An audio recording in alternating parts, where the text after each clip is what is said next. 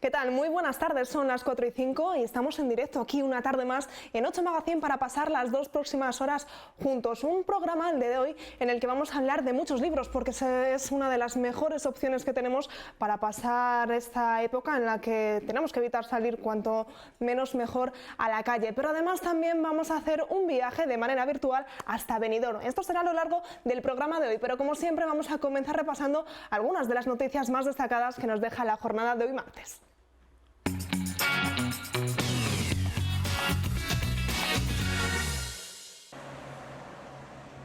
Un mes después de la Navidad, la incidencia del virus está disparada en Cuéllar, con más de 30 brotes activos, varias aulas en cuarentena en los 3 colegios y 500 personas en seguimiento por contagio o contacto directo. Tenemos que reflexionar sobre lo que todos, ¿no?, en el ámbito nacional me refiero, y en Cuéllar en el concreto, hemos hecho durante las Navidades, que es evidente, ¿no?, que en el momento que nos hemos relajado las cosas han ido a peor. La incidencia acumulada en 14 días supera los 4.000 casos, cuando se considera que es riesgo extremo a partir de los 900. Porque hay muchísima preocupación. Mira, yo hoy he recibido la noticia de un fallecimiento de la madre de un amigo mío y ayer de un familiar también. Hombre, yo creo que concienciarse, que sí que hay gente que está concienciada. Tener un poquito más de responsabilidad y ya está, y quedarse en casa lo más que se pueda. Lo primero que tienen que hacer es cerrar los institutos y los colegios y cerrarnos todos. Y así terminábamos. Y lo que estamos pidiendo es vacuna. El cribado poblacional que se realizó la semana pasada sirvió para detectar 76 positivos asintomáticos, que de otra forma habrían pasado desapercibidos. Por eso desde la alcaldía se llama a la máxima prudencia. Que hay que restringir al máximo las relaciones sociales y aquellas que se tengan que hacer, pues que se hagan evidentemente con mascarilla, con el distanciamiento social, con una buena ventilación, la higiene de manos. El ayuntamiento ha cancelado algunos actos culturales e incrementado el teletrabajo para intentar mantener todos los servicios. La Junta propone 2 millones de euros en subvenciones directas para empresas del sector turístico. Son ayudas en función del número de trabajadores, que oscilan entre 1.000 y 4.000 euros. Autónomos sin trabajadores optan a 1.000 euros. Hasta 2.000 podrán percibir las empresas integradas por entre 1 y 3 trabajadores. 3.000 euros cuando el número de personas que integran la empresa sube a la franja de entre 4 y 8 y con más de 8 la cuantía máxima, es decir, 4.000 euros. Los futuros beneficiarios solo tienen que cumplir un requisito: estar inscritos en el Registro de Turismo de Castilla y León como titulares de alojamientos turísticos, bares y restaurantes, agencias de viajes, guías de turismo y empresas de actividades de ocio. Unas ayudas publicadas el pasado jueves que se pueden solicitar hasta el 22 de febrero. El Ayuntamiento de la capital plantea iniciativas de alivio fiscal, como la reducción en un 90% del importe de la tasa de basuras en el primer cuatrimestre del año, a locales que no hayan podido iniciar actividad o la tengan suspendida temporalmente. Plantean el aplazamiento hasta junio del pago de la tasa de terrazas y la exención de la tasa por carga y descarga para hoteles. Junto a estas partidas se pusieron sobre la mesa del diálogo social otras medidas, como bonos para incentivar el consumo de la ciudadanía en agencias de viajes, centros deportivos o locales hosteleros sin terraza. Después de sumar 11 victorias consecutivas, la plantilla de la segoviana quiere continuar con la excelente racha del equipo. El pichichi del conjunto azulgrana Adeba apunta las claves del gran momento gimnástico. Que la constancia y la continuidad que está teniendo el equipo, en el día a día, sobre todo en los entrenamientos, en seguir preparando cada partido como si fuese una final y sobre todo en no relajarnos. Con los 3 goles ante el Bupolsa, Adeba suma ya 9 con la camiseta azulgrana. Sí, bueno, la verdad es que estamos generando unos números muy buenos, pero como te he dicho, no sirven para nada si a final de temporada no estamos aquí celebrando un ascenso de categoría, que al final es lo más importante. A la segoviana le espera un mes de febrero frenético, disputando los partidos que ha tenido que aplazar en las últimas semanas. El miércoles 3 a las 6 de la tarde jugará ante la Cebrereña. El sábado 6 a las 5 con el Burgos Promesas y el martes 9 a las 6 con el Club Deportivo La Granja. Los 3 se jugarán en el campo de la Albuera. Bueno, a ver, pero el sector B.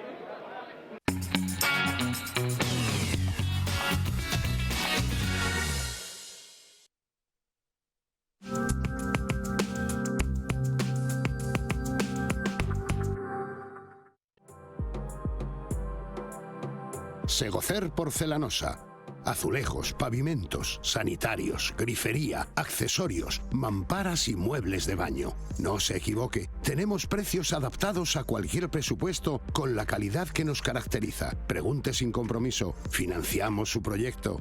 Le invitamos a visitar nuestra amplia exposición y a disfrutar ahora de nuestras promociones especiales en azulejos, pavimentos y muebles de baño en nuestra gran zona outlet. Le esperamos en San Rafael, El Espinar, carretera de Madrid-La Coruña, kilómetro 64, y en Segovia, en José Zorrilla 134. Segocer Porcelanosa. Hacemos sus sueños realidad.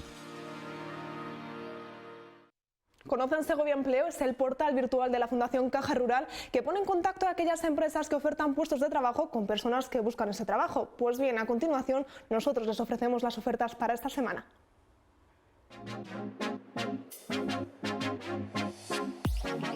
Se necesita camarero con experiencia en el sector para trabajar en San Cristóbal.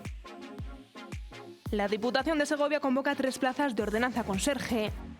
El Ayuntamiento de Aldea Real convoca plaza interina de secretaria e intervención. Cárnicas Tabladillo busca técnico en I+D de productos cocinados. La Diputación de Segovia busca licenciados graduados en económicas y o empresariales, derecho y ADE. Albac busca conductor de camión de quitanieves para un contrato de conservación y mantenimiento de carreteras durante el periodo de vialidad invernal. La Diputación de Segovia convoca plaza de técnico superior medioambiental en Diputación de Segovia. Residencia Balneario en Tres Casas necesita un enfermero. Ilunio en Lavanderías en Ontoria busca oficial de segunda de mantenimiento con discapacidad. En Lupa Supermercados buscan 3 personas para formar al equipo de gestión de un nuevo establecimiento en Riaza. Cárnicas Tabladillo necesita incorporar un operario de mantenimiento. El Ayuntamiento de San Boal convoca plaza interina de secretaria e intervención. Centro de Estudios Lope de Vega busca profesor de inglés mínimo con nivel C1 para impartir clases a niños y preparación del B2. Estas son las ofertas del boletín segoviaempleo.com para esta semana. Como decíamos, qué mejor que quedarse en casa estos días y qué mejor plan que con un buen libro. Pues a continuación vamos a hablar de las últimas novedades de este mes de enero y como siempre pues lo vamos a hacer con nuestro experto en libros como es Pepe. ¿Qué tal? Muy buenas tardes. Muy buenas tardes. Mejor plan que quedarse en casa con un buen libro, yo creo que no hay ninguno. Yo creo que sí, yo creo que es el momento debido a las malas circunstancias que estamos viviendo, una buena compañía, un té, una mantita y un libro. Dentro de lo malo, es una muy buena compañía.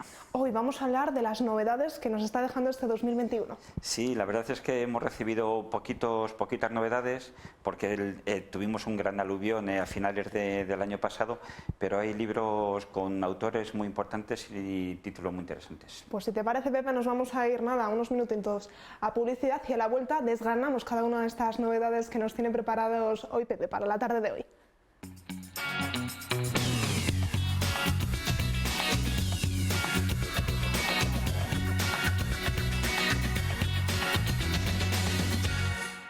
Pues ahora sí, ya vamos a hablar de esas últimas novedades, de las novedades que nos está dejando este año 2021. Pepe, muy buenas tardes de nuevo. Hola, buenas tardes, Natalia. Y ahora ya sí, pues vamos a empezar por la primera opción que nos has traído.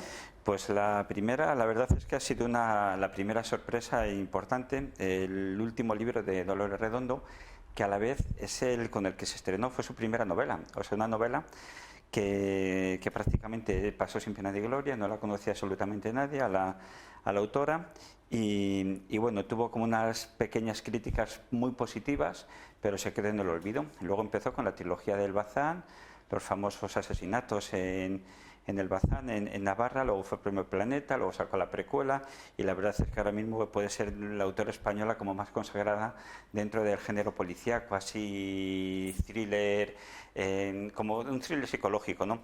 Y en esta, su primera novela, Los Primeros del Ángel, lo que consigue Dolores Redondo, en lugar de mantenernos con las ganas, con la intriga de saber qué ha pasado, como de localizar el mal, ¿no? el asesino, lo que consigue más bien es relacionar la historia de 2 niñas de 5 años que viven en Pasajes, en la zona de San Sebastián, están muy unidas y una de ellas por circunstancias fallece.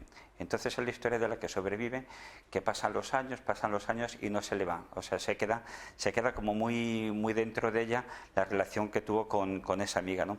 Entonces es un thriller, pero sobre todo es un thriller más que psicológico, es sentimental, ¿no? Es un poco la historia de la protagonista, de cómo superar, ¿no? Es una historia de superación, del abismo que se le abre a una niña tan pequeña y de pronto aparece a los 20 y tantos años con ganas de que no tiene sentido la vida. Entonces es ese thriller psicológico, ¿no? Lo que nos mantiene, que se lee muy bien de un tirón. Nos decías, es un libro que ya tenía escrito pero que hasta ahora no ha visto la luz. Exactamente. Se publicó con una tirada muy pequeñita, prácticamente, como diríamos, como de autoedición, se lo autopublicó ella y nadie sabía de él. Y ahora, pues eso, a principios de enero nos dijeron, ¿no? Historia nueva de Dolores Redondo, jolín, pues todos están contentos. Y más una sorpresa cuando...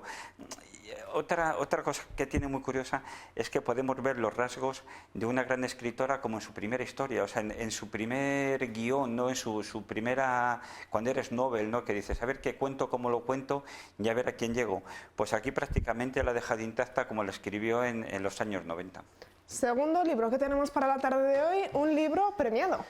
Sí, el premio Goncourt. El premio Goncourt es, diríamos, comparable con el premio Cervantes. Aquí en España es francés, es como el premio más reconocido, es el de 2019.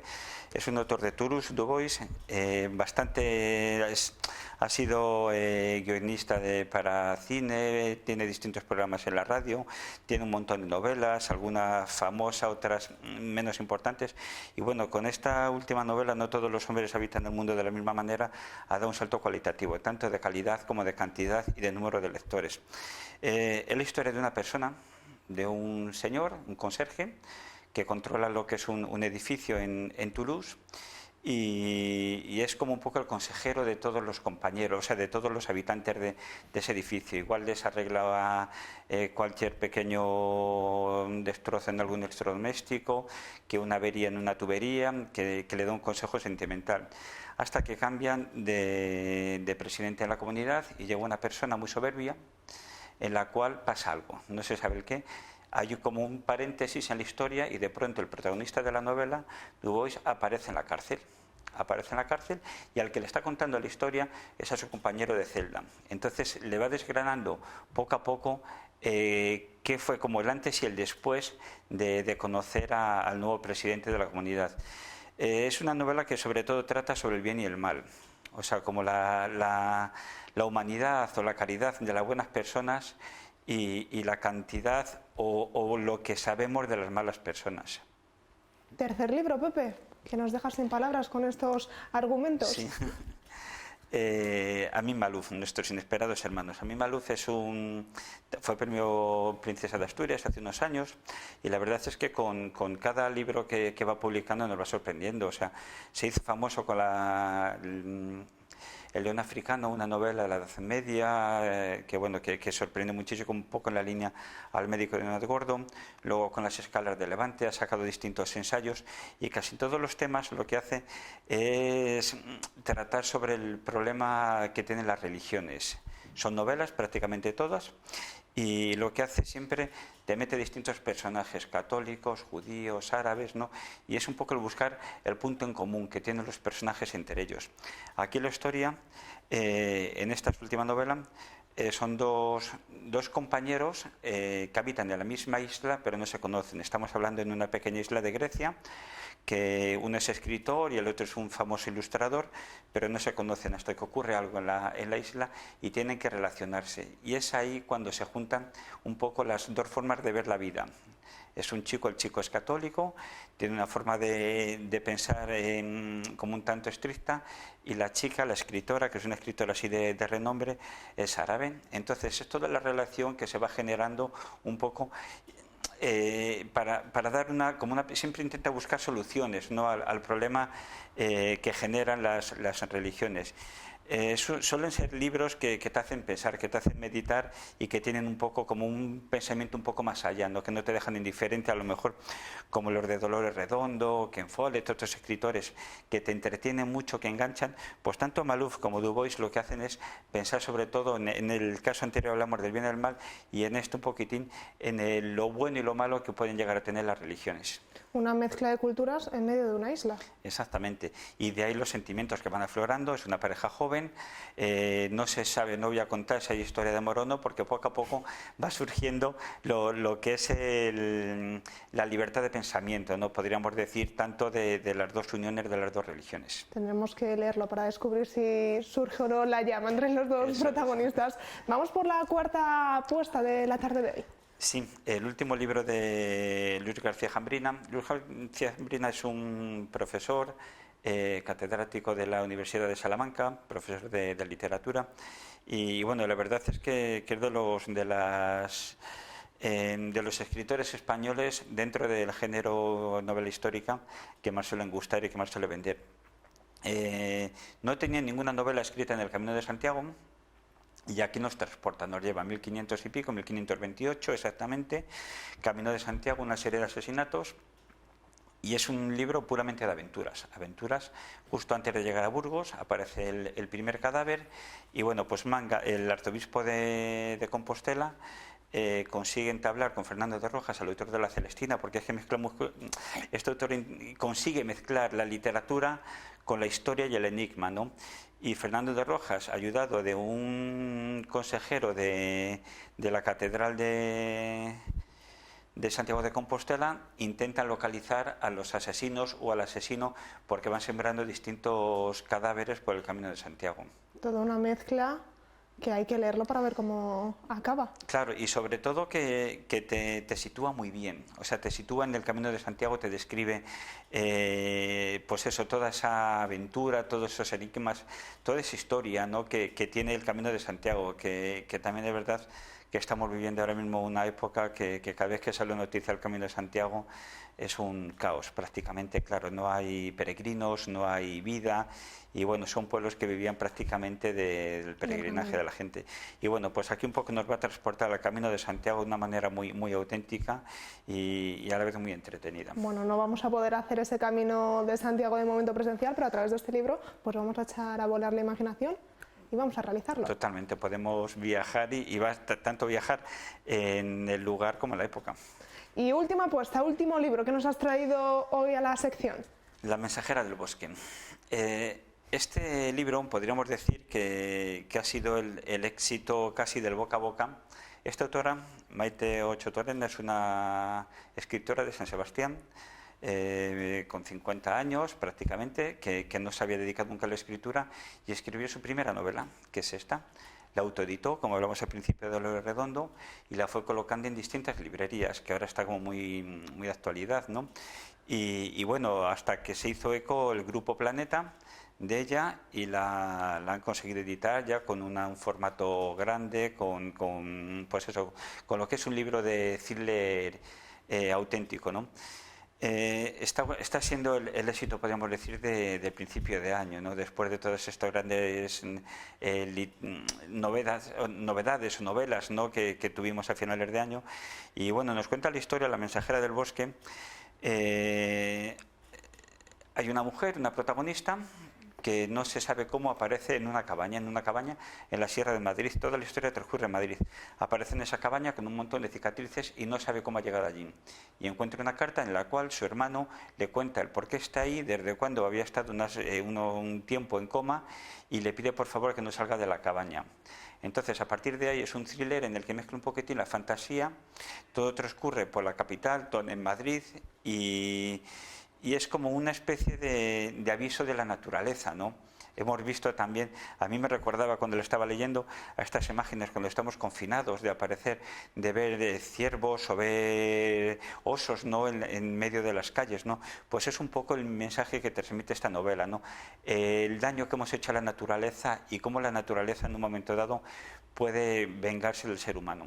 5 novedades. ¿Habéis notado que la pandemia está frenando un poco el ánimo a que los escritores saquen nuevos libros? Lo notamos los primeros meses. ahora realmente la lectura está siendo un mecanismo también de entretenimiento, ¿no?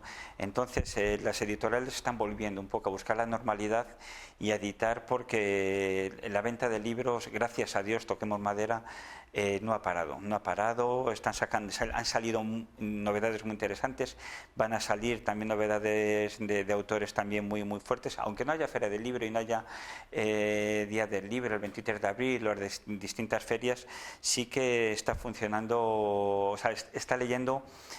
No hay que exagerar, o sea, no hay que decir que la gente está leyendo muchísimo más que antes, pero sí que es verdad que al tener más tiempo en casa, sí que hay algún lector nuevo que se está enganchando, lo cual es muy de agradecer. Sí, es que ya lo decíamos, es una de las mejores opciones para quedarse ahora en casa. Pepe, no te vas a librar de la pregunta de todos los martes, que es ¿con cuál te quedas? Pues yo me quedaría con el de Maluf, con Nuestros Inesperados Hermanos.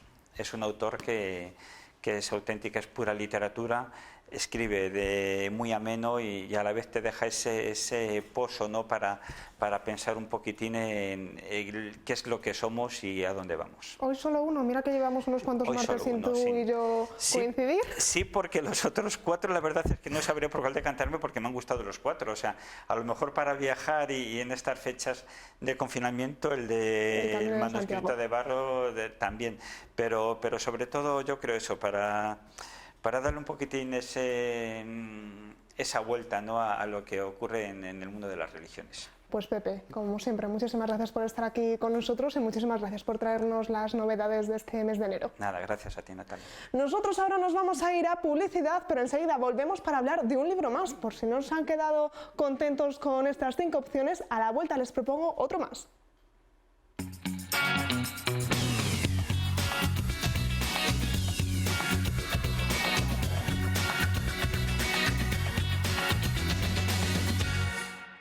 Como les decía, si no habían tenido bastante con estas 5 novedades que nos deja este primer mes del 2021, vamos a hablar todavía de un libro más, como es La Utopía de Segovia, y para hablar de él pues estamos precisamente con su autor, con el escritor, con Jesús Fuentetaja. ¿Qué tal? Buenas tardes. Hola, buenas tardes, Natalia, ¿qué tal? Cuéntanos qué vamos a poder encontrar en La Utopía de Segovia. Pues mira, vas a poder encontrar muchas cosas. Sobre todo vas a contar la historia, una historia que era de vida, que después de 40 años, que se cumplen exactamente 40 años del intento del proceso autonómico uniprovincial de Segovia, del que podremos hablar, es una historia que está sin contar, por lo menos no se ha narrado desde dentro. Sí que ha habido intentos de narrarla desde fuera por historiadores ajenos a nosotros que han venido a contarnos lo que teníamos que haber sido y lo equivocados que estábamos en pretender ser aquello que no podíamos ser. Entonces es un intento en el que llevo trabajando ya desde hace algún año, donde hay una gran recopilación de documentos, hay una profesión de datos, y hay sobre todo un relato de hechos tal y como acontecieron por un orden cronológico y con una estructura pues en 3 partes, donde partimos de dónde venimos, donde partimos cuál es la justificación de un sentimiento regionalista, si ha habido, que no lo sé, en Castilla y León, y sobre todo qué identidad es la que se ha desarrollado en Segovia durante la época previa, que va a justificar precisamente las decisiones que luego se toman. Entraremos en la segunda parte, en el meollo, es decir, es como una obra teatral, planteamiento, trama y desenlace.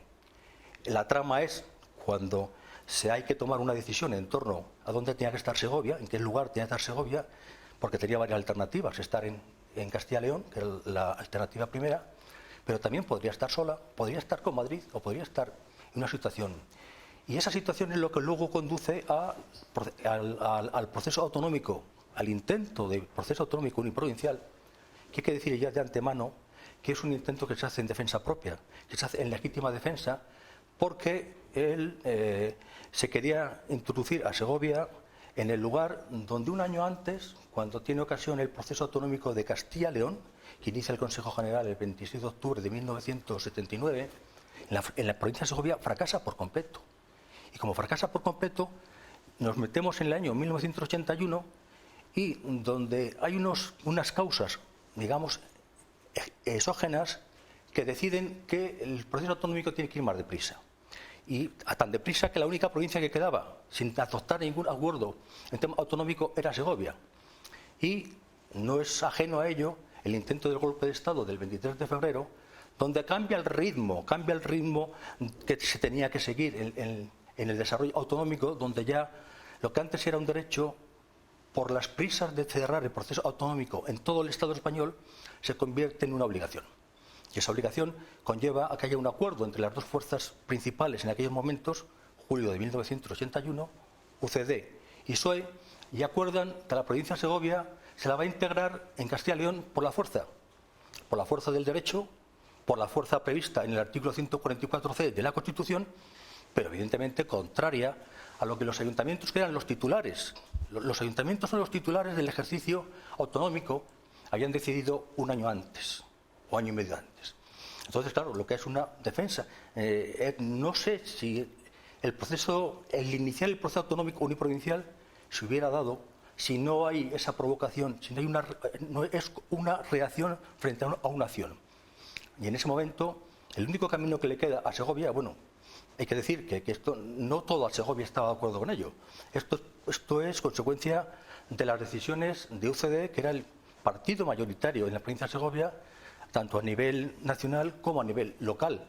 Y son los que deciden que este paso había que darle. Pero había que darle, primeramente, porque partían de una situación, la situación de no saber dónde se iba a ir. Cuando surge el problema, la posibilidad de integrarse en Castilla y León, aquí dicen quietos y a esperar, porque no sabemos dónde vamos. Porque si se toma alguna decisión, esa decisión ya era inapelable, ya no se puede volver atrás, porque el 143 de la Constitución prevé cómo se entra, pero no cómo se sale. Bueno, todo esto es la historia, que hay que contarla con protagonistas, con relatos, con datos, y luego hay una tercera parte que es ya la consecuencia, que es decir, el despertar del sueño segoviano, porque sí que estuvo a punto de triunfar en un primer término, que luego dependería mucho de la decisión que se tomara las Cortes Generales, que tenían la última palabra. Por lo que, a ver si yo me estoy enterando bien, Jesús, Segovia podría haber sido o bien independiente, o bien haber formado parte de la Comunidad de Madrid, o bien estar como ahora en Castilla y León, de no haber sido por esa reacción a esa acción. Hay varias opciones, vamos a ver. En primer lugar, el estar con Madrid, sí que desde Segovia sí que se mira hacia Madrid por razones históricas, económicas y sociales, que son los mismos rasgos que tenemos de unirnos a un sitio o a otro. Hay rasgos de unión para Castilla y León, pero también lo hay con Madrid.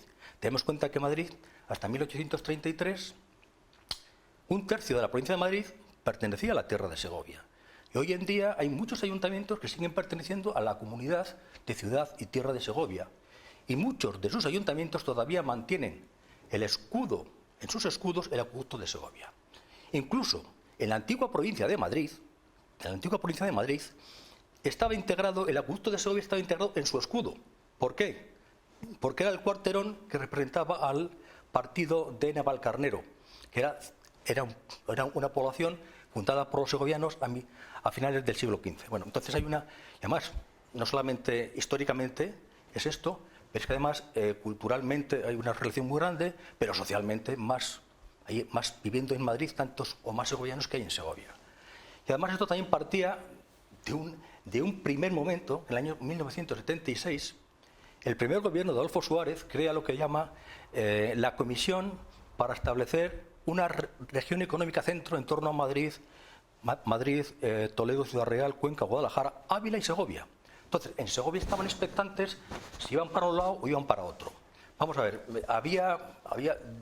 la realidad es que se temía caer en el centralismo de Valladolid, que es al final donde hemos caído, y parecía ser que Madrid había más posibilidades de sacar algún beneficio más. Pero claro, no contábamos con qué iba a decir Madrid. Madrid puede decir, oye, no, yo quiero estar solo como estoy y no quiero tener ninguna rémora ahí. Pero la intención final era la de, por lo menos, defender la personalidad propia de Segovia. Es defender la integridad tuya, y luego te podías integrar en un sitio o en otro, pero respetando tu propia personalidad, respetando tu propia entidad. Esa es un poco la finalidad que esto tenía. Y hay que decir que los políticos que en ese momento decidieron ello, que les llamaron caciques, porque evidentemente provenían de otra época, evidentemente muchos estuvieron jugando su puesto en su carrera política, y evidentemente eran decisiones que estaban por encima de su partido. UCD se negó a esta solución a nivel nacional, y ellos dijeron, ¿a quién represento? ¿Al partido por el que me he presentado o a los intereses de la provincia a la que represento? ¿Equivocado o no? Que es otra cuestión. Y en ese momento decidieron salirse del partido y defender los intereses de Segovia. Equivocados no, que había otra alternativa, que la izquierda fundamentalmente era partidaria de integrarse en Castilla y León con todas las armas. Bueno, y ahí estamos. Nos decías, un libro en el que han participado, contado a través de personajes. ¿Con quién vamos a poder encontrarnos a lo largo de todo este trabajo? Pues mira, los personajes centrales sería Modesto Fraile. Hay que decir, antes de nada, que hay un prefacio muy interesante, que es, y es porque es póstumo, que es de Carlos Gila González.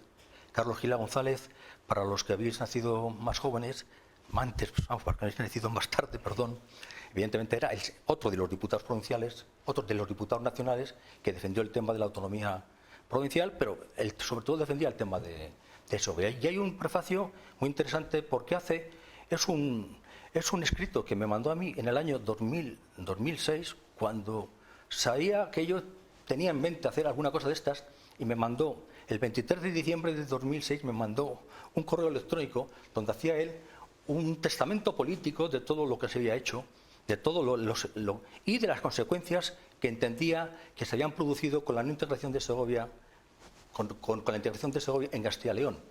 Entonces, tiene el rigor histórico, el rigor que es, bueno, pues como si fuera un testamento político de alguien que fue muy importante en Segovia. La utopía de Segovia no es el único trabajo tuyo, no es tu único libro, sino que tienes una larga trayectoria, un amplio currículum.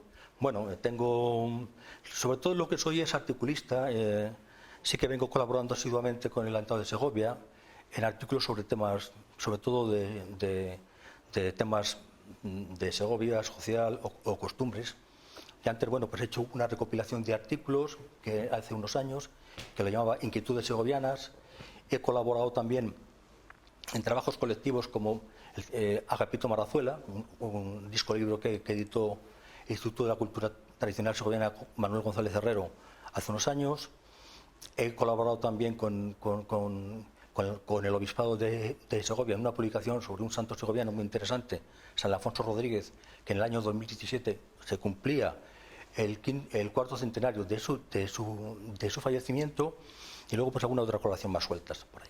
¿A quién iría dirigido este libro? ¿Qué público? Fundamentalmente a personas como tú, que seguramente no habéis nacido cuando esto sugirió, y por si tenéis alguna necesidad, si tenéis alguna demanda por enteraros de lo que hicieron vuestros mayores hace 40 años, por si os sentís, si podéis sentiros orgullosos o podéis sentiros avergonzados de lo que intentaron hacer, pero por lo menos antes conocerlo. Es una historia para que se conozca, para que se divulga, no para luego cada uno tiene sus ideas, cada uno puede decir y opinar lo que quiera, pero evidentemente son unos hechos que están analizados con un rigor histórico. Hombre, y con un rigor histórico ahí sí puede haber cierta subjetividad en opiniones, pero hay relato, hay datos, hay documentos, hay fuentes históricas recientes, y fundamentalmente mis fuentes históricas han venido pues, de los archivos de la Diputación Provincial, que conozco porque yo trabajé en Diputación Provincial, precisamente en la época en que se dio el intento de autonomía uniprovincial. Yo estaba trabajando de auxiliar administrativo en la Secretaría General de la Diputación, y por mis manos pasaron todos los documentos que están aquí, en su día pasaron por mis manos, con lo cual tenía un acceso a ello que lo conocía. También he trabajado en los archivos del Ayuntamiento de Segovia, porque hay acuerdos contradictorios y muy interesantes del Ayuntamiento de Segovia en esa época, que bueno, por tiempo no vamos a entrar, y fundamentalmente en la hemeroteca del Ayuntamiento de Segovia, que en 120 años de historia pues es una fuente inagotable para saber cuál fue nuestro pasado. No sabemos cuál será nuestro futuro, pero nuestro pasado sí está claro. Hay que descubrirlo y redescubrirlo a través de este libro. Jesús, muchísimas gracias por estar aquí con nosotros. Es un tema amplísimo que nos daría para horas y horas seguir desarrollándolo. 500 páginas. Pues qué mejor que comprarse este libro y descubrirlo a través de estas 500 páginas. Jesús, como te decía, muchísimas gracias por estar aquí con nosotros y por presentarnos tu último trabajo. Gracias a vosotros. Nosotros ahora nos vamos a ir a un spot de publicidad, pero nada, en un minuto seguimos aquí, en 8 Magazine.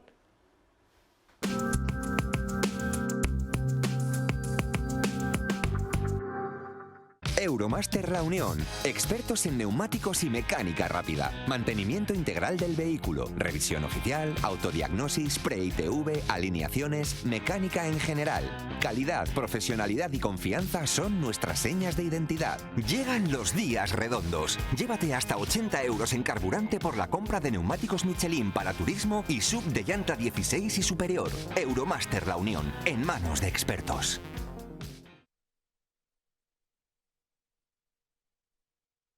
Amigos y amigas, tengo una notición y es que sorteo mi furgoneta camper a 7 euros la papeleta, pero es que no solo la furgoneta, un montón de cosas que hay por aquí detrás y que luego os diré, ¿vale? Algunos accesorios de segunda mano y otras cosas que os van a dejar alucinados de marcas y amigos que han decidido colaborar. Pero antes de nada, un momento que pongo la cámara en el trípode. Ahí está.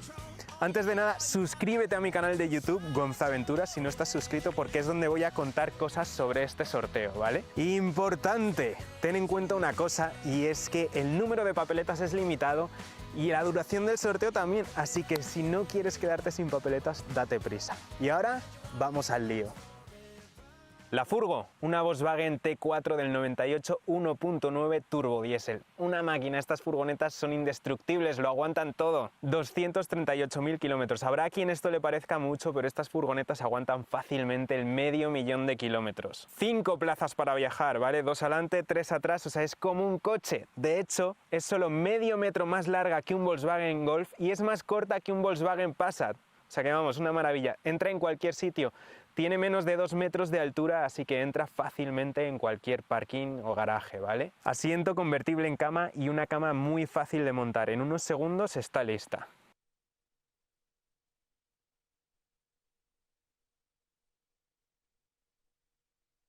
Y para quitarla igual, o sea, en unos segundos vuelven a estar los asientos montados.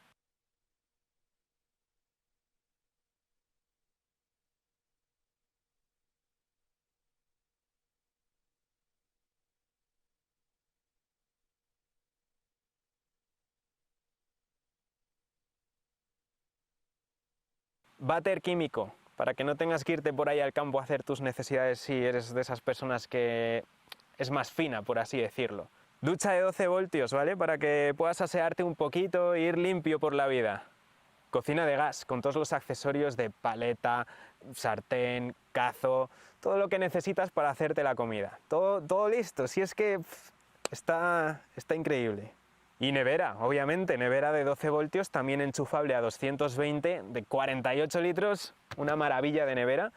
Y luego un lavabo, para que cuando vayas a hacerte de comer te laves antes las manos, luego puedas lavar los cacharros después de cocinar y luego te laves los dientes. Batería auxiliar, con tomas de USB de 12 voltios de 220 para que cargues los móviles, el portátil, las cámaras, si quieres hacer fotos cuando viajas, lo que sea. Lunas tintadas, así tienes más intimidad dentro sin necesidad de correr las cortinas. Tú puedes ver lo que hay fuera, pero de fuera no te ven a ti. Portabicicletas, para 2 bicicletas. ¿Quieres hacerte una escapadita? Pues ahí te llevas las bicis y de maravilla.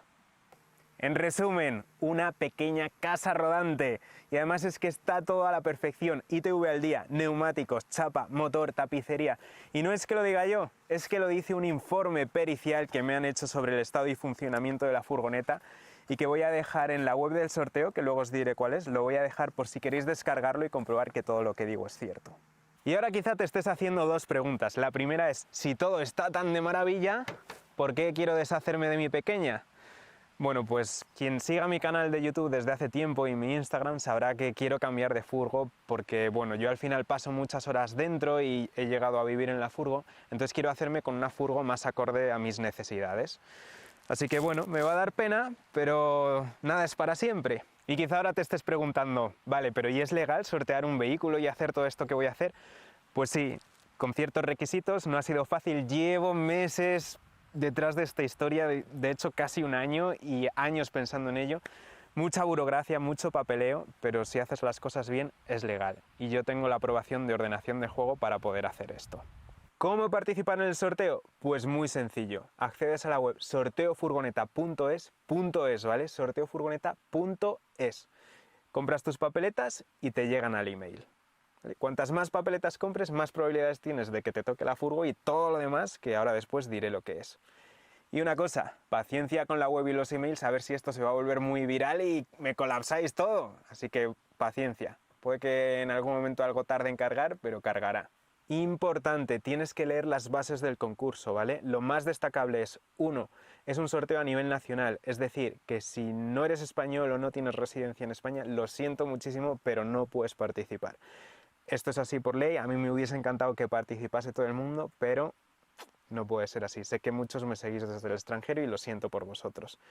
Y 2, tampoco puedes participar si eres menor de edad, ¿vale? Si eres menor de edad, tendrá que participar tu padre, tu madre o un tío, lo que sea, yo qué sé, pero tienes que ser mayor de edad para poder participar en este sorteo. ¿Qué más? Pues cerrada la venta de papeletas, el sorteo se realizará ante notario y se anunciará el número ganador en la web y en mi Instagram, ¿vale? Así que si no me sigues en Instagram, @gonzaventuras, sígueme porque voy a decir ahí quién va a ser la persona premiada y voy a contar un montón de cosas más sobre este sorteo, iré contando cositas día a día. Así que ya sabes, @gonzaventuras en Instagram, ahí te espero. Y luego, si eres la persona ganadora, quedaré contigo, te daré el premio, te explicaré cómo funciona todo, supongo que iremos a tomarnos algo por ahí y te llevarás mi furgo y todo lo demás y yo me quedaré con mucha pena, pero es lo que hay. Y ahora, ¿qué más cosas tiene el premio aparte de la furgoneta? Pues voy a contarlos. Vamos para allá. Bueno, pues el premio al completo está listado en la web, ¿vale? sorteofurgoneta.es, ahí tienes el premio al completo. No os voy a detallar aquí todo porque son muchísimas cosas, pero para que veáis un ejemplo, pues unos calzos para aparcar bien la furgoneta a nivel, con el nivel también, para que veáis ahí si está a nivel o no. El otro calzo lo estoy usando ahora, así que no os lo enseño. Lo acaban de ver, con este vídeo Gonzalo sacaba a sorteo esa furgoneta hace apenas un mes. Sacó o ha vendido más de 9.000 papeletas por el importe de 7 euros, pero ahora si están interesados les tengo que decir que han tenido mala suerte, han llegado tarde porque aunque el sorteo va a ser en mayo, ya están completamente vendidas todas esas papeletas. Nosotros estuvimos ayer con él para que nos contase el éxito de este sorteo y también para que nos descubriese algunas de las historias que engranan, que tiene en el interior toda esa furgoneta.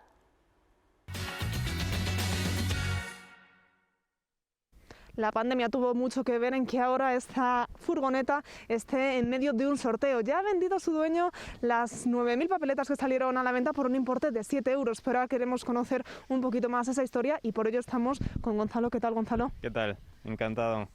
Pues como decías, me pilló la pandemia viviendo y viajando con esta furgo por Canarias y bueno, como estábamos en estado de alarma, tenía que estar completamente encerrado en la furgoneta, que está muy bien la furgo, pero no tiene techo alto, entonces no podía estar dentro de pie y no me dejaban ni siquiera salir fuera. Entonces ahí dije, vale, ha llegado el momento de cambiar de furgo y la mejor opción de cambiarla me pareció hacer una rifa.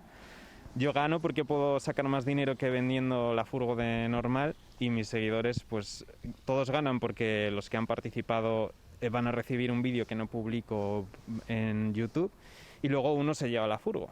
Y ¿Por además, 7 euros? Por 7 euros, eso es. Bueno, la furgo y muchas cosas más que van en el premio. Y luego además también, pues gracias al dinero, pues yo puedo seguir creando contenido en YouTube. Porque bueno, sí que hay mucha gente que hace vídeos en YouTube que está forrada de dinero, pero la gran mayoría no. Yo soy de los que no está forrado de dinero y YouTube no me da mucho. Entonces el sacar dinero de esta forma gracias a los seguidores me permite seguir creando contenido para ellos. Has conseguido vender 9.000 papeletas en menos de un mes. Sí. ¿Te lo esperabas? Bueno, sí, no, o sea, yo hice mis cálculos y más o menos pensaba que podía ir así, pero tampoco sabía si iba a ir bien o no, así que me di más margen por si acaso. Y nada, yo encantado y dar las gracias a los seguidores que han estado ahí apoyándome y que han hecho que se agoten todas tan rápido. Con las papeletas completamente acabadas, completamente vendidas, ¿cuándo va a ser el sorteo? Es el 7 de mayo, toca esperar. A mí me gustaría que no tocase esperar. Bueno, el proceso para hacer esto legalmente es muy complejo. Hay que pedir permiso de ordenación del juego, presentarles unas bases, unos documentos, etcétera. Y yo intenté pedir que si se vendían todas antes el sorteo se celebrase antes, pero no lo aceptaron. Entonces querían una fecha fija y toca esperar al 7 de mayo. Toca esperar hasta el mes de mayo. El precio ya hace que sea una ganga, pero ¿qué características tiene esta furgoneta? Bueno, pues es una mítica Volkswagen T4, que estas furgos, para quien conozca un poco el mundo furgonetero, pues estas son muy clásicas, van muy bien de motor, aguantan muchos kilómetros kilómetros. Luego, pues lo fundamental, digamos, que es que estos asientos de aquí pues se hacen cama. No sé si queréis que lo baje para que se vea. Aunque no necesita mucho ser vendida porque están todas las papeletas vendidas. Eso es. Vamos a ver la ganga que es.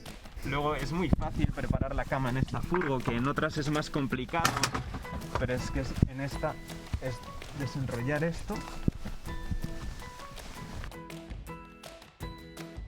Y ahí básicamente La cama está hecha ya. ya está hecha la cama.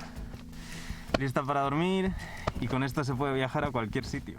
Has conseguido 63.000 euros o vas a conseguir 63.000 euros con la venta de todas esas papeletas, pero ahora te surge una pequeña duda porque no estás muy decidido en saber qué vas a hacer con esos 63.000 euros. Eso es. Bueno, 63.000 brutos, a mí me queda bastante menos en realidad. Hay que pagar Hacienda, hay que pagar muchas cosas. Pero sí, no sé si cambiar por una furgo o incluso una autocaravana, me estoy planteando, más nuevecita, más moderna. Se me iría todo el dinero en eso, o me compro algo un poquito más sencillo o menos caro, y entonces me sigue quedando dinero pues para otros proyectos, otros viajes, etcétera. Tengo que poner cosas en balanza e ir viendo. Más sencillo, menos caro, pero con dos características fundamentales, que tiene que ser la altura y que tenga ducha. Eso es. Aquí lo de ponerme de pie no lo llevo bien. Y bueno, sí que tengo una duchita de 12 voltios y se puede abrir atrás y ducharse, pero verter agua o jabón en el suelo se considera acampada y eso es ilegal, eso no se puede hacer. Hay otras formas de ducharse, como muchas gasolineras tienen duchas, son servicios pensados normalmente para camioneros, etcétera.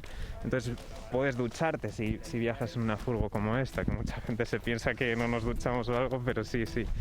Pero sí que es cierto que, por ejemplo, a mí que me gusta mucho hacer deporte, pues la comodidad de terminar de hacer deporte, llegas a esto que es tu casa y tienes la ducha fácilmente, pues es algo que yo quiero.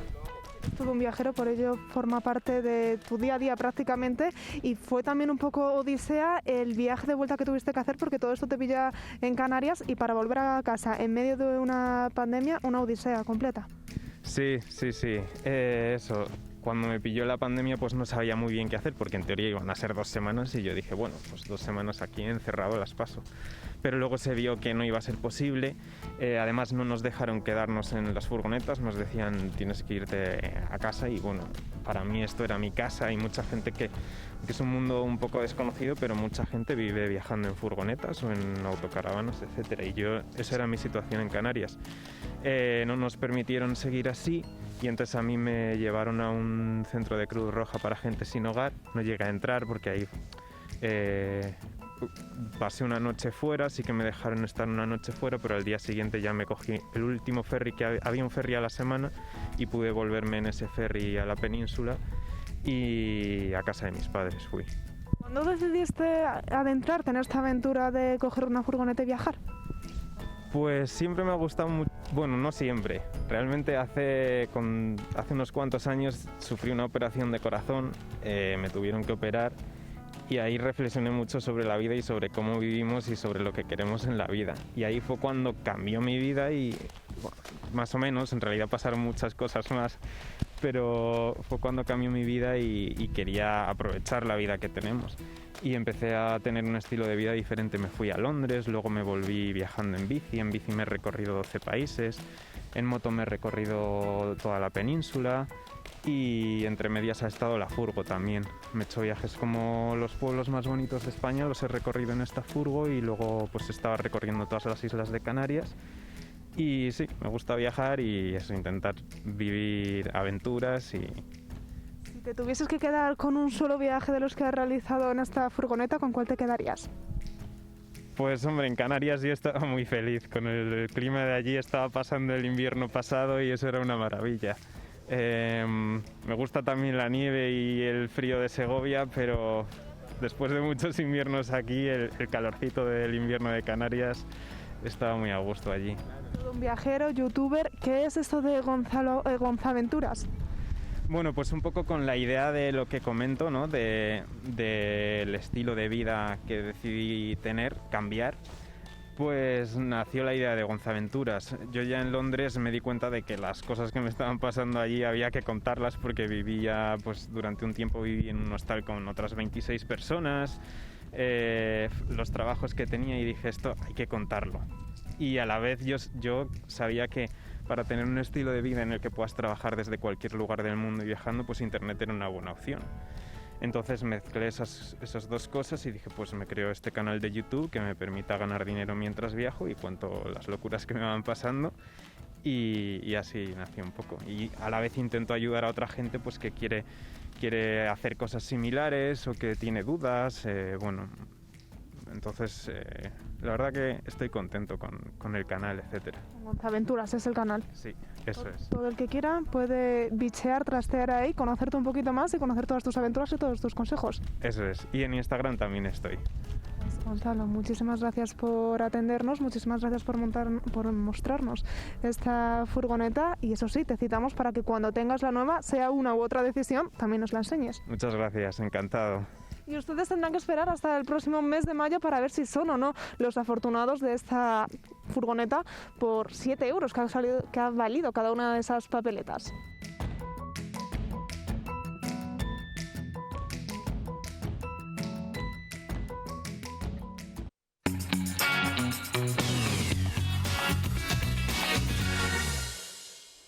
Ya estamos de vuelta y como les prometí al inicio del programa, vamos a viajar. Nos tenemos que conformar con que sea un viaje virtual, un viaje a través de las imágenes, pero vamos a viajar y vamos a viajar hasta Benidorm. ¿Y de la mano, pues de quién? De nuestro viajero como es Luis Martín. Muy buenas tardes. Muy buenas. En todas las circunstancias vamos a poner un poquito de aire fresco y un poquito de alegría, soñando y imaginando que podemos viajar a través de las imágenes y a través de los reportajes que mensualmente ponemos en esta televisión, y lo hacemos con muchísimo cariño.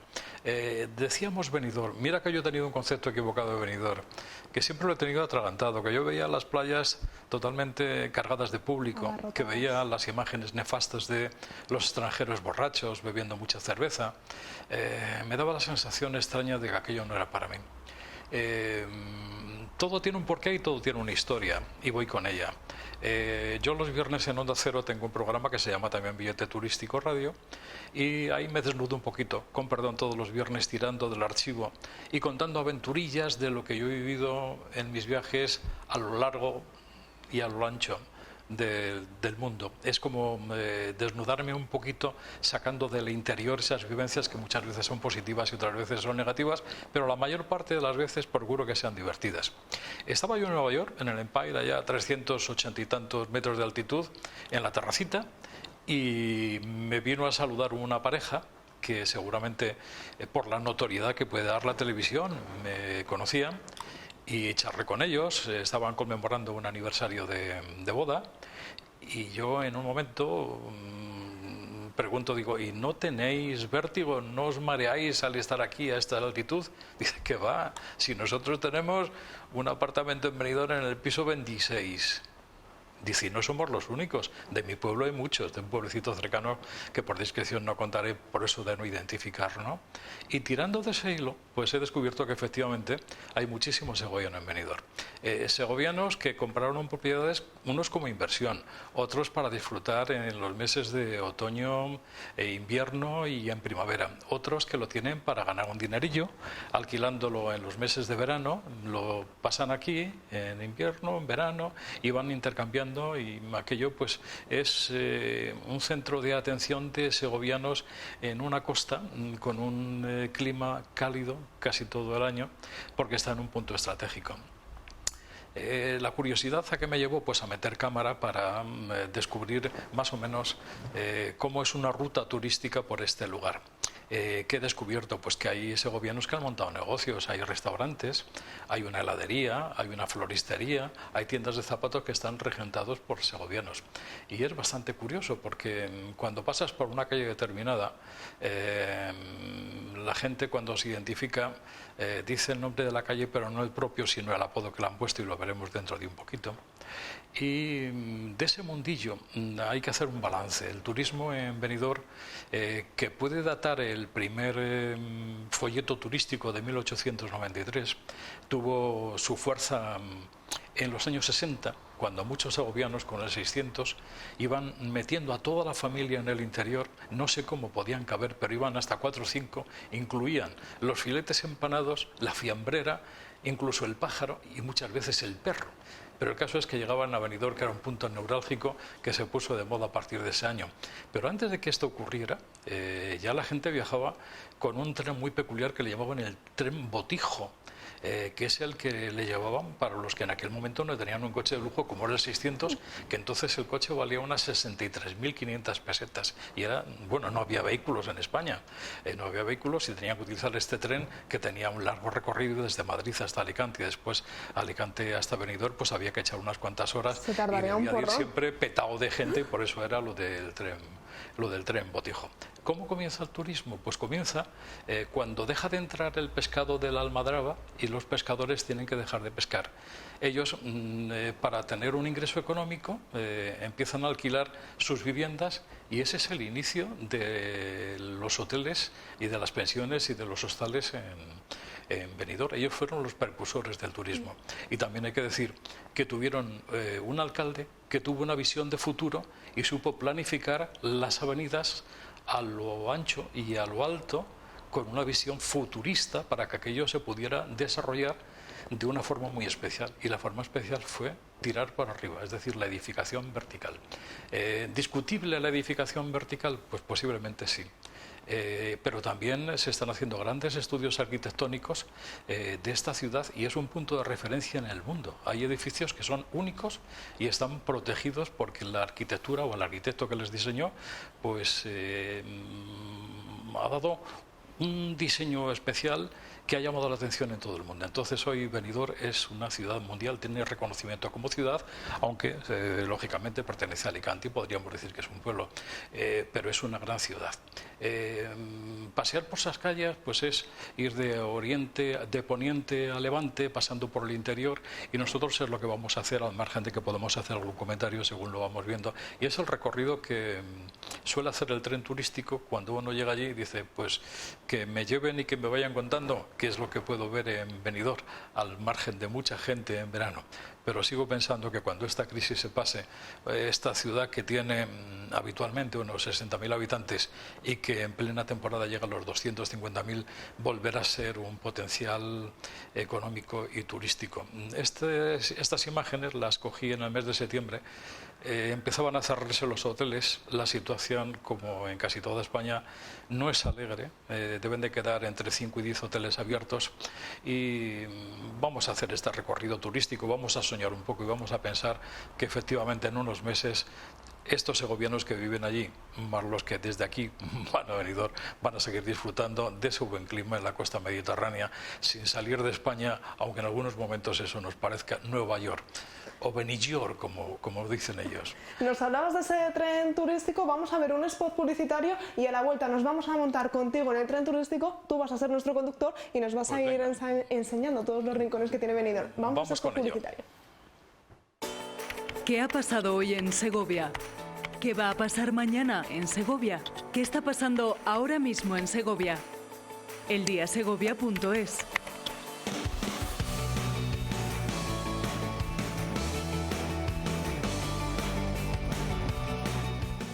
Lo que pasa, lo que pasará, lo que está pasando.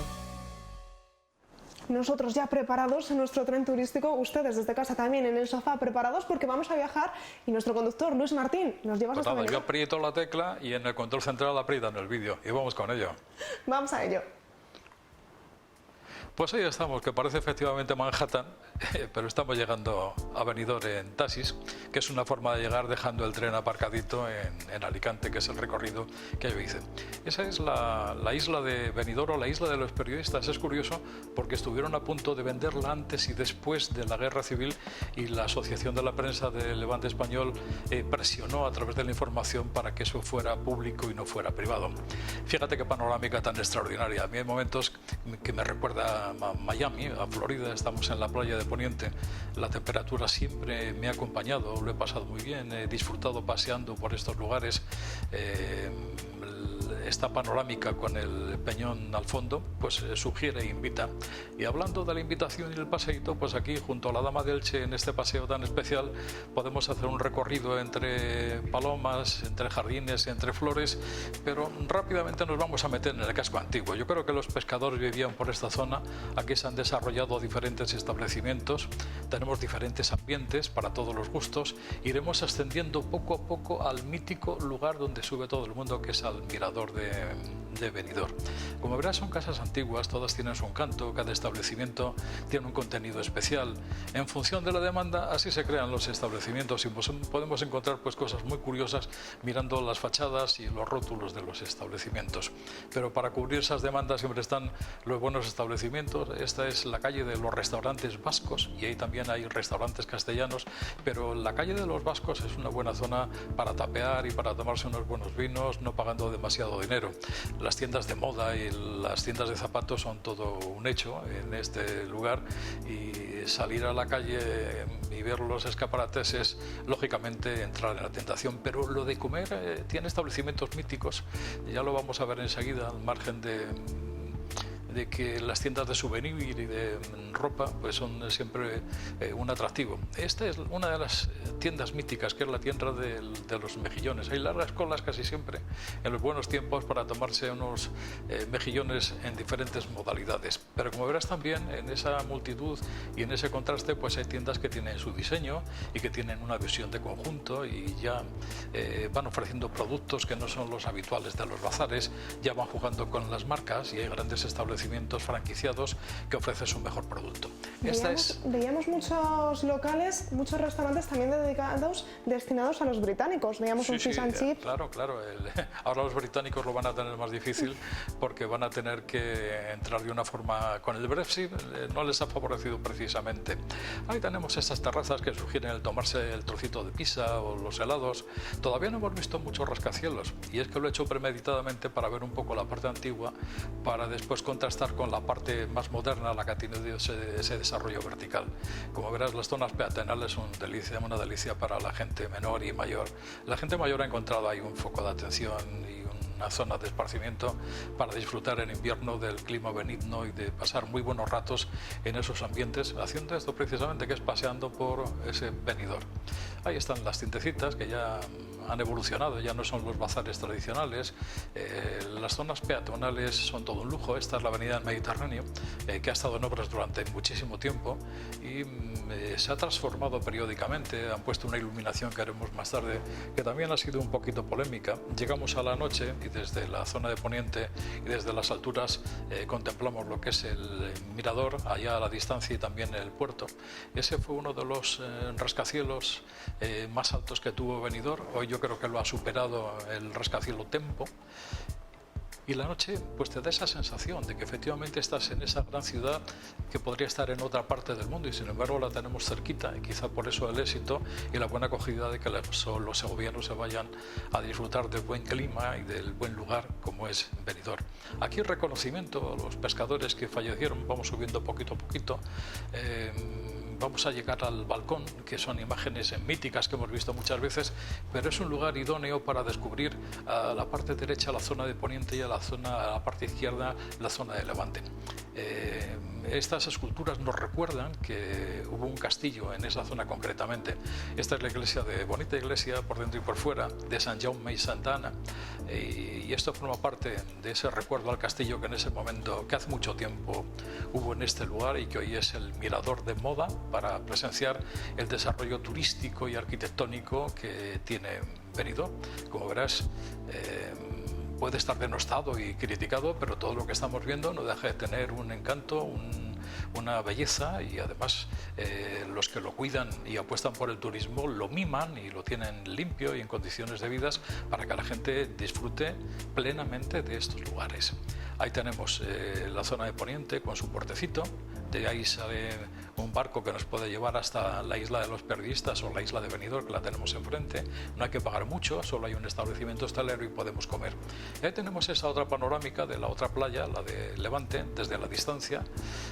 Observamos cómo se irá desarrollando verticalmente. Son impresionantes los rascacielos. Ya digo que se puede compartir o no te puede gustar. En la iglesia de San Jaume, desde otra perspectiva, ya cuando hemos vuelto del mirador, observamos el exterior y también el interior. Allí hay una Virgen que tiene muchos seguidores incondicionales, y ya empezamos a descender, y en algunos momentos parece que estamos en alguna zona andaluza. Fíjate, estas calles empedradas nos llevan a la parte más popular posiblemente, la playa de Levante, donde es allí donde nos encontramos con muchísimos segovianos cuando estamos transitando y cuando estamos paseando. La zona es muy grata para pasear y para darse un baño. Los que vienen a divertirse y a tomarse las cervezas se encuentran en los locales apropiados, con música en directo, con recomendaciones gastronómicas, y los contrastes y los ambientes son completamente diferentes. El que quiere discoteca, discopub, bar-restaurante, una pizza o una cocina de más categoría, pues lo va a encontrar. Es un contraste de gustos y de historias que se desarrollan en torno y de forma paralela a la playa de Levante, y donde el buen gusto de los diseñadores han hecho atractivos establecimientos. Veíamos un establecimiento como el Penélope, que es todo un mítico de aquí. Sí, eso es, recordando Tiffany's, Penélope, y en la zona de la calle del Mediterráneo, en la avenida del Mediterráneo, pues ya descubrimos este desarrollo vertical que es bastante curioso. Hay establecimientos que pueden ser polémicos, pero también les hay de una belleza arquitectónica total. Aquí tenemos, ya ves, cómo se mueven y qué oferta tan divertida tenemos para degustar la buena música y una buena cerveza o una buena copita en estos lugares, pensando siempre en el visitante y en los habitantes, incluidos los de nuestro pueblo. Tenemos lo que decíamos, cae la noche en la avenida Mediterráneo, con esas lámparas circulares que están al aire, pues lo han inaugurado hace muy poquito tiempo.